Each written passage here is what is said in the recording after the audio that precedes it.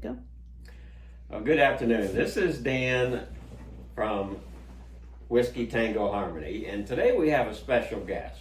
A friend of mine, Ken Lyons, drove all the way up here from Florida just to have a whiskey tasting. Now that's some kind of friend. That's all I can tell you. Well, I had to check out this new room that's been in the process. If you guys have been watching online, I've been excited to see the metamorphosis of the whiskey room. And so I'm replacing Tammy today, and our wives are in the live studio audience. So we're just having a fun Sunday afternoon and enjoying a nice glass, learning some things.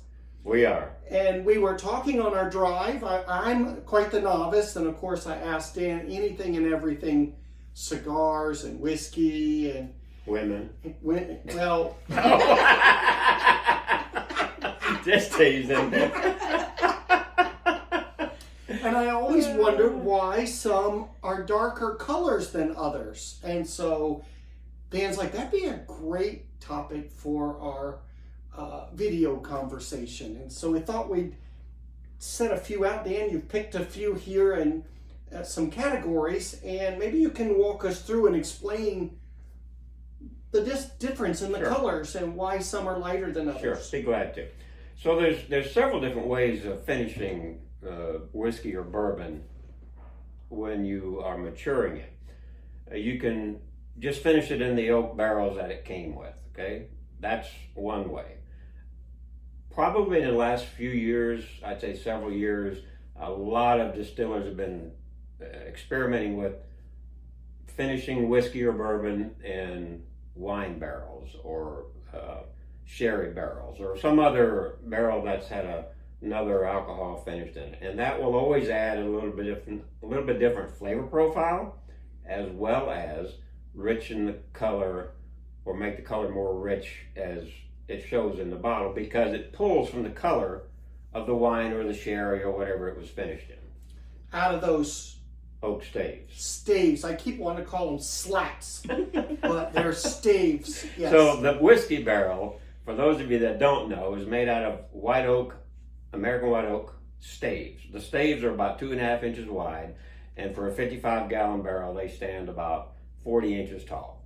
So they're banded together when the barrel is made to form a tight, it's not quite leak resistant when it's first put together, but moisture causes it to swell.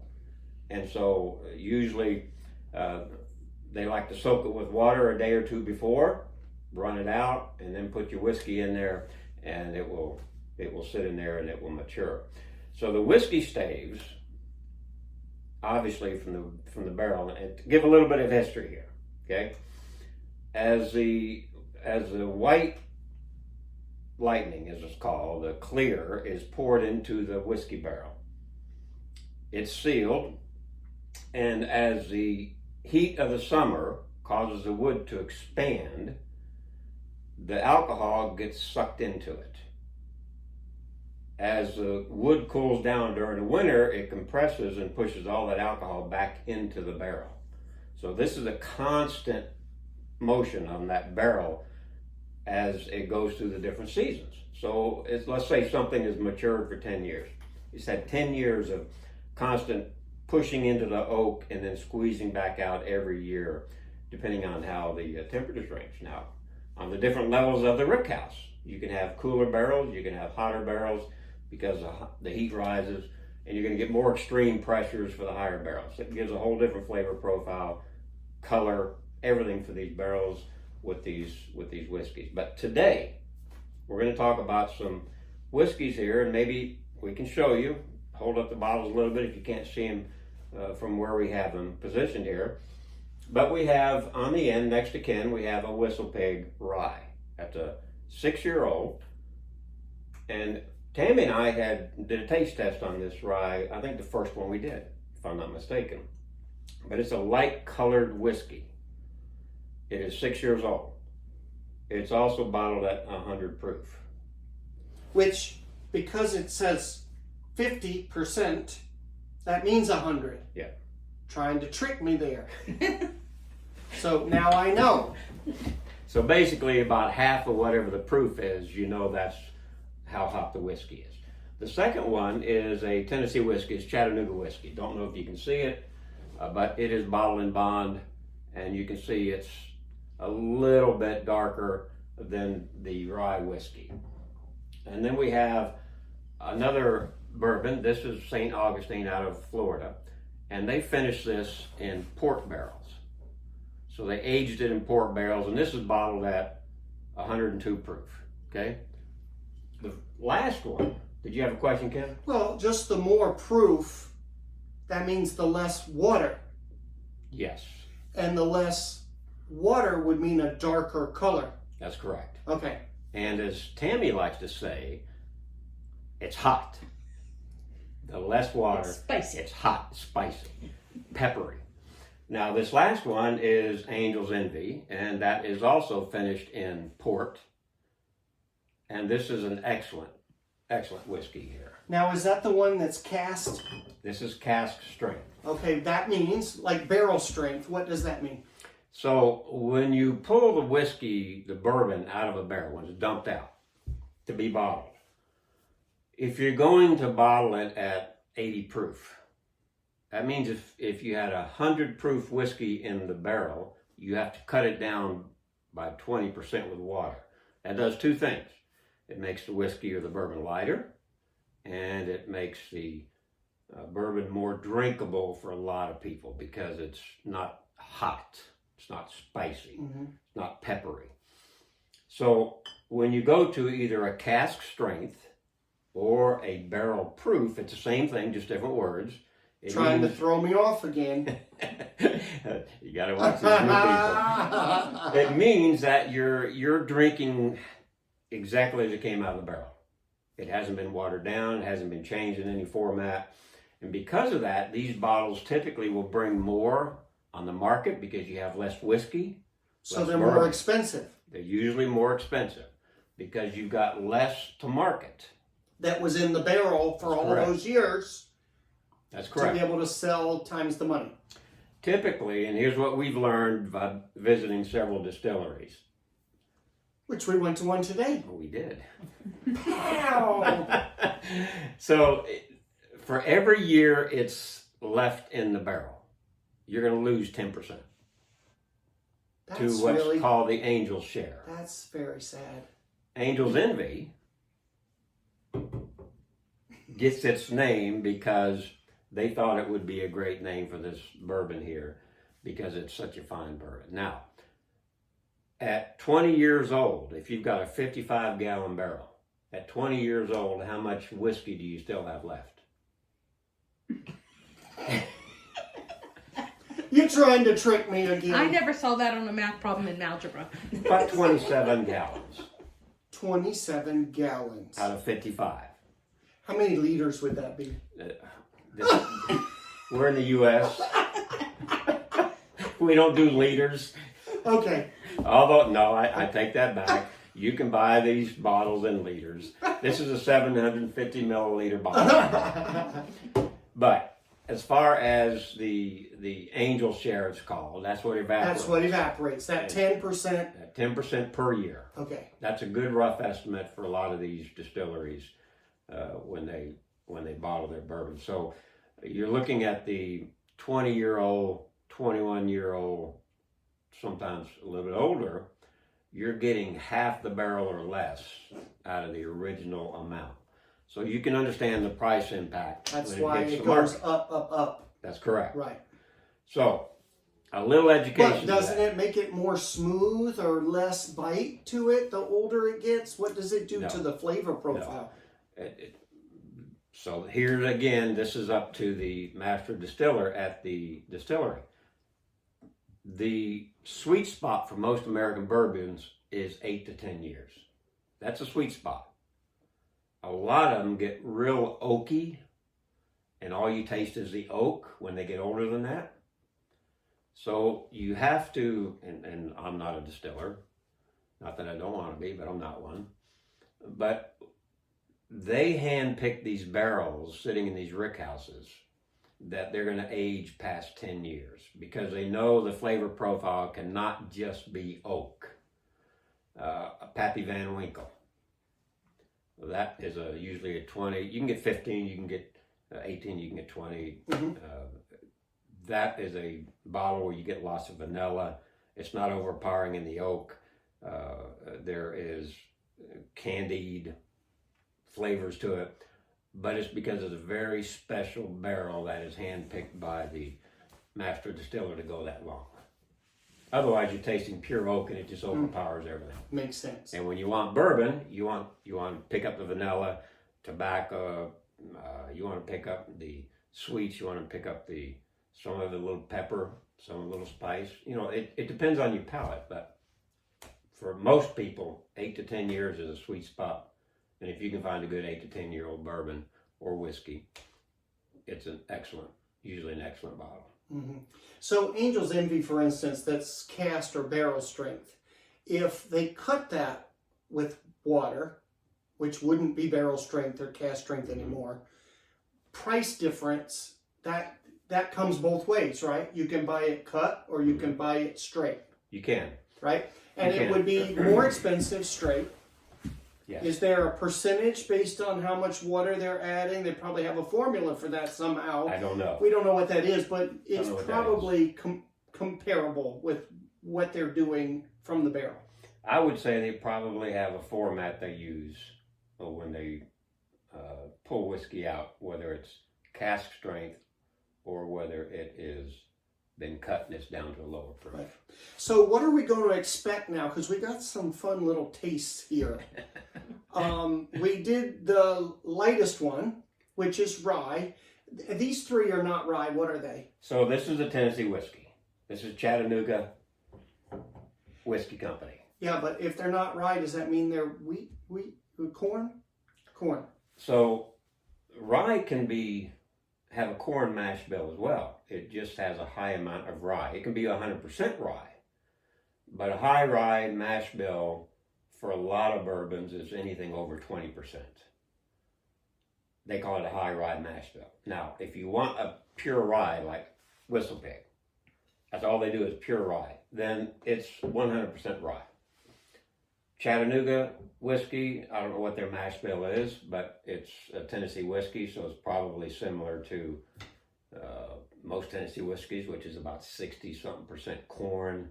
You've got about 15 to 20% rye, and then the rest of it's either malt or barley. So they still have rye in them, just a much smaller amount, and this could be all rye. Yes. And not all whiskeys have rye, but rye or bourbons.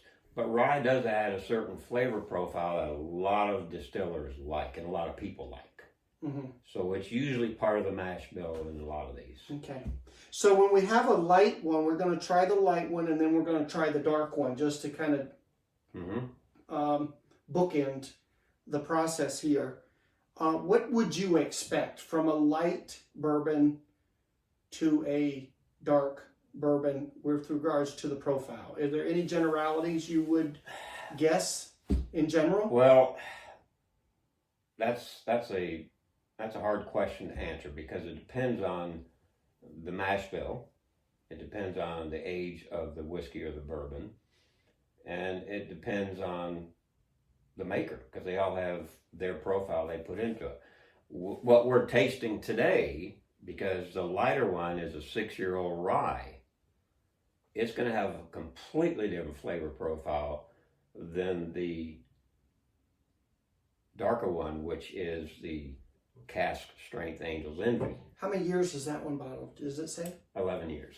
Okay, so it had 11 seasons of pushing in and out of the alcohol into the wood, into the staves. I believe this one's 11 years, Ken. I've got so many of these that I don't have my glasses on. That's okay. on. That's okay. But this one's only 6, so that's another reason why it's lighter. It's only been 6 seasons. And it's pure rye, which is... Corn, no corn. No corn, no malt, no wheat. Well, I can't wait to taste these. Well, which one you want to taste first? Well, we probably should taste the lighter one first. Okay. I'm guessing, in my mind, I'm thinking the darker one's going to taste more hot. Well, here's what you're going to spicy. find. Here's what you're going to find. the rye has pepper. It has spice. Tammy picked that up immediately when she tried this one. Now, because the Angel's Envy is that cask strength, it's going to have heat. But it's going to be a rounded heat because it's finished in the port barrels, and it adds a little bit of sweetness and velvetness to it. And is there anything else that 6 years versus 11 years does besides the color? What else would that do to the actual alcohol? Besides color? Mm-hmm. Well, the longer it sits in the barrel, it's pulling more tannins. It's pulling the vanilla. It's pulling those flavors constantly in and out of the wood. So it's going to be usually a more well-rounded bourbon because it's got all the flavor profile that's constantly pushed in and out of that liquid. And so the longer you let it sit, as long as it's tasted properly by the master distiller, and he says, or she says, because they're both. How do you get a job like that, tasting bourbon all day long? I think you have to pay somebody.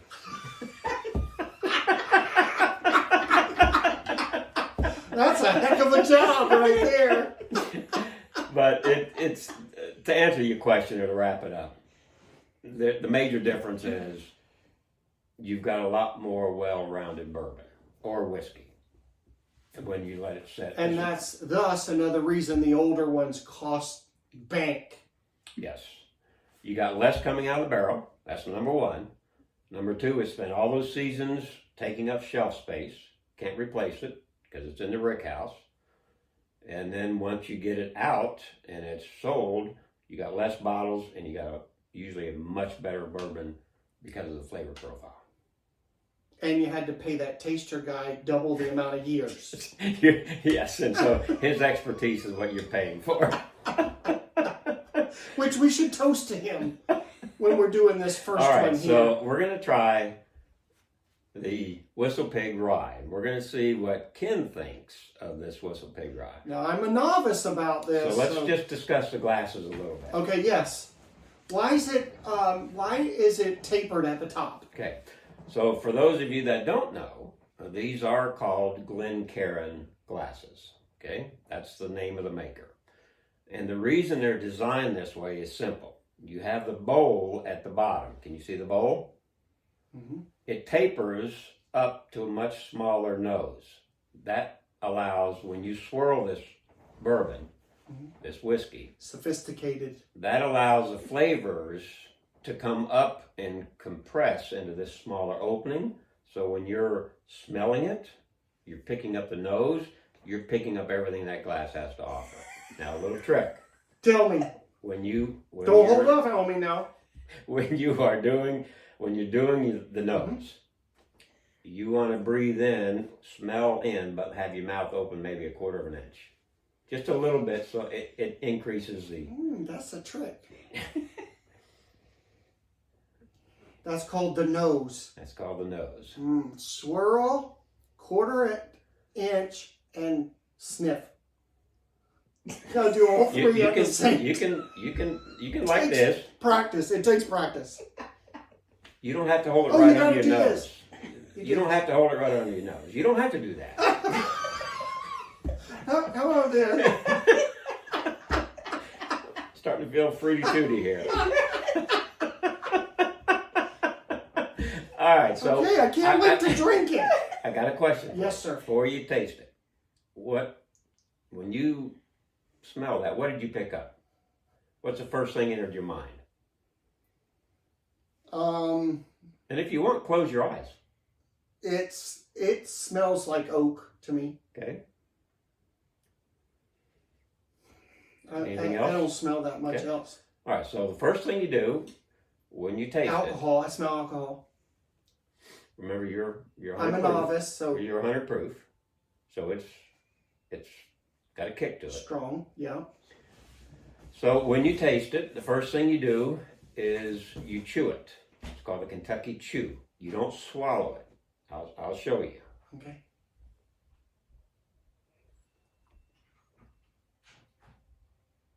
Are you swirling it in your mouth? Or are you just chewing your teeth like a steak? You're working it in your mouth back and forth so that it picks up on all your taste buds. Go ahead. I'm going to do the Kentucky Chew.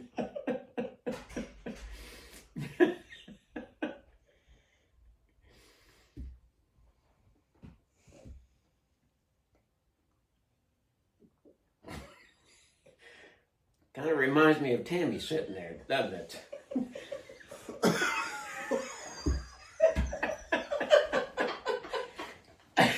All right, now. It's a little hot. It's a little hot. He sounds like me.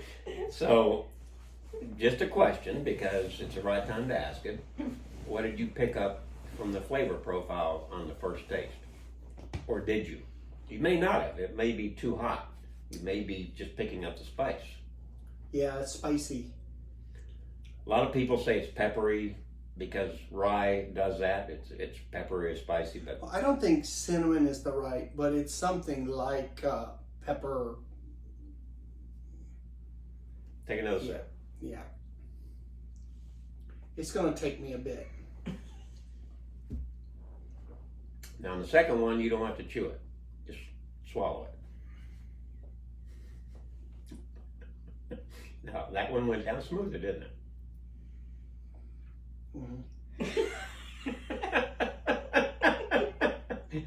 That wasn't a very convincing. It's hot. It's hot. It's still hot in the back of my tongue. All right, now I'm going to ask you a question, or I'm going to explain something. So when you sip whiskey or bourbon, when it goes down, there's what's called a finish. Some of these whiskeys and bourbons have a very short finish. Some have a medium finish. Some have a long finish. The finish is how long does it stay. So when you swallow it, how long do you pick up on those flavors and the different things that whiskey or bourbon has to offer? What would you say this one is? Because I'm saying it's long. This one is actually kind of a medium Okay. for me. Yes. And it's only because I've been drinking bourbon and whiskey for a day or two. For somebody that doesn't drink, especially neat, like we're doing, where this isn't cut, you're gonna taste something completely different. You're gonna feel it differently than what I am, and it's only because I've done it longer and I'm more used to it. But Tammy's the same way when she drinks bourbons or whiskeys. But it's You only chew it on the first time. Why is that? you're working the flavor profile around on your taste buds so that it covers every inch of your mouth. When you take the second swallow, you're already covered the first, and now you're getting the back of your palate, which you didn't touch when you were just chewing on it. So you're touching different taste sensors. And does that help with the buzz factor?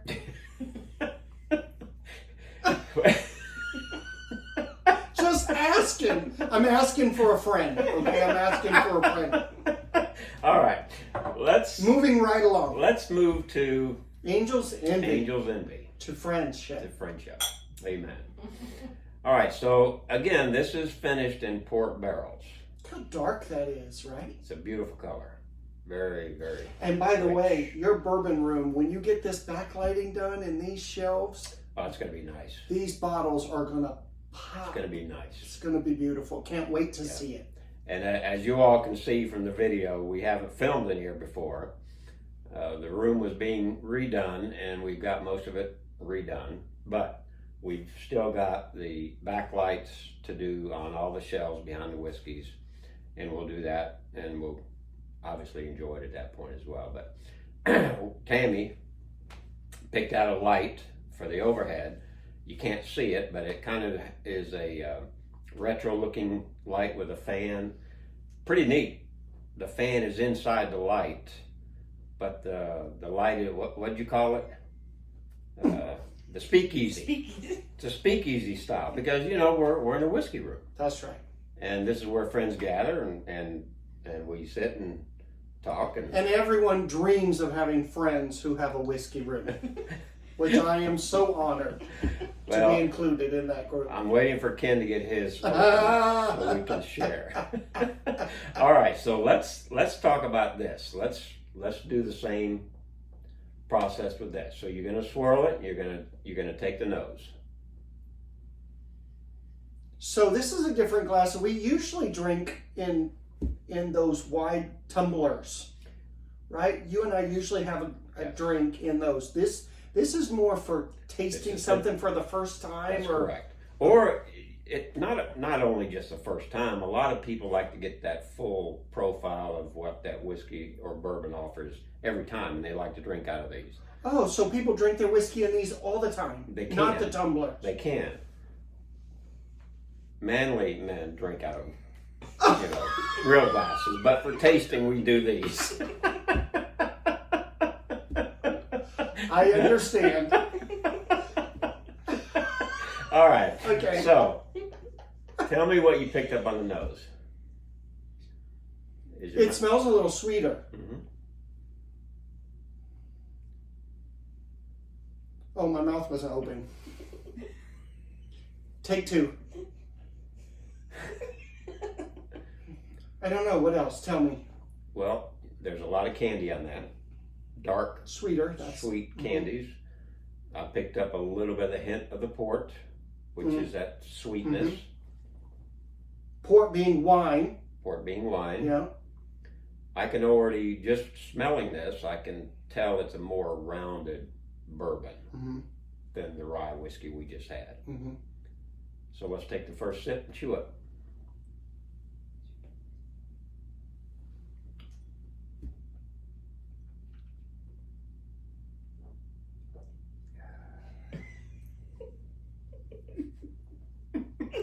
Now, for those of you, just so you know, that's spicy on the strength on this one, this is 124.28% alcohol. So that's quite the jump from the 100 proof. So cask strength on this one, a lot more alcohol, but you also have a much more rounded bourbon because it's been aged a lot longer and it's been finished in the port, and that gives it almost a velvety feel to it. So it feels hotter or spicier on my tongue, but it doesn't burn going down. Well, that's interesting. For me. That's interesting because for me, I pick up the heat on the finish. So for me, the heat is when I've taken the drink. Going in, I'm picking up I actually picked up some plum and raisins on that one, some of the darker, richer fruit.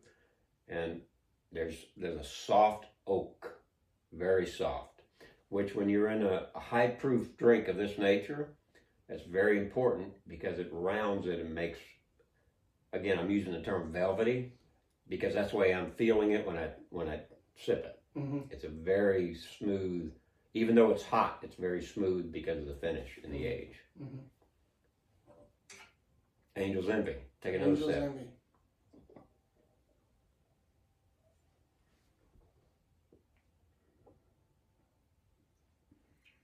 That's some good bourbon. The second one is definitely better than the first one. That's some good bourbon. That's some excellent bourbon. Yeah, that's delicious. I can see why the Angels wanted that bottle. What's a bottle cast proof, not cut at all? What's you got an idea of what that cost?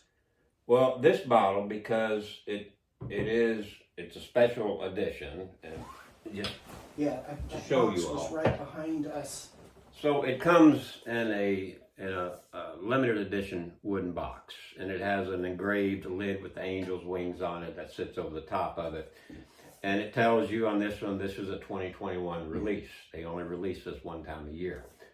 This is a little over $500 for this bottle. Now, because they're so hard. Is that all? They're so hard to find. Pour me some more of that in here. No. Because they're so hard to find, the secondary market is stupid. That's what I call it, stupid dollars. If you have the income and you have the availability to buy it, if you can buy two, you share one with special friends. Others you just let look at it, you know, because they're not special. They're just in your house. But for special friends, you're glad to share a sip or two because it's such a nice offering. But so on the secondary market, that's what you're talking. It can be whatever they want. $2,000 if somebody's willing to pay. Yeah. And depending on who gets those from the retailers, because there's only a limited amount of these made. Yeah. And everybody knows it. Yeah. Nice. But it's a great bourbon. Well, thank you for explaining to me. It helps me understand a little bit more about why some are lighter and some are darker, and maybe what to look for when I'm, in the store and Looking for understanding bottles a little for bit. me. Yeah, looking for bottles for me. He knows what to do now. So, just a couple of things. A lot of makers now, as we're wrapping this up, a lot of makers are now putting in oak staves in the bottle. It's a new thing. Or they're putting oak staves in the barrel and aging it for another 6 months. Instead of pulling it out and putting it into another whole barrel, they're just finishing it with an oak stave from another barrel, like a wine barrel, in the original. And so there's many ways to do it. No right or wrong ways, but it's a great, for those that like a little bit different taste, little difference to their bourbon and whiskey. Well, you'll want to make sure to like and subscribe to this video. I know Dan's got a number of excellent topics, teaching more about what he's learned about bourbon and sharing those with you. I love watching this each week on a Sunday. And so, Dan, thank you and Tammy for making this part of your process. We're enjoying watching your journey as you grow whiskey, Tango, harmony. Whiskey, Tango, harmony. Like, subscribe. Tell your friends about us. We'll make you laugh, I guarantee you. Have a great week.